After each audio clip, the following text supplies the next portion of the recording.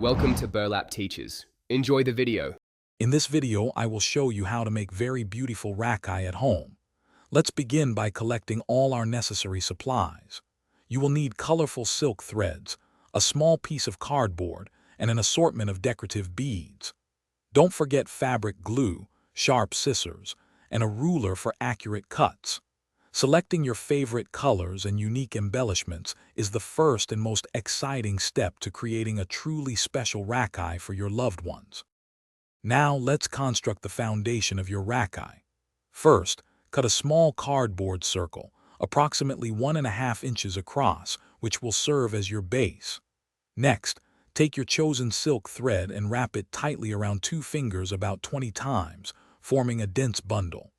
Carefully secure the very center of this bundle with a separate, smaller piece of thread, then snip open all the loops to create a fluffy pom-pom shape. With your base ready, it's time to add the decorative elements that make your Rakhi truly beautiful. Carefully glue the fluffy silk pom-pom directly onto the center of your cardboard circle. Then, artfully arrange and secure small beads, shimmering sequins, or sparkling stones around the pom-pom, creating a dazzling border.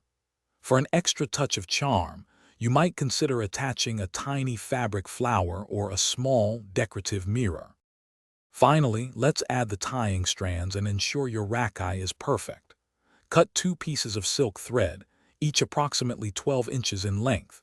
These will be the ties. Securely glue one end of each thread to the back of your cardboard circle, positioning them directly opposite each other. It is crucial to allow the glue to dry completely for several hours, ideally overnight, to guarantee your beautiful, handmade Rakhi is strong and durable. Thanks for watching. Consider subscribing if this video helped you.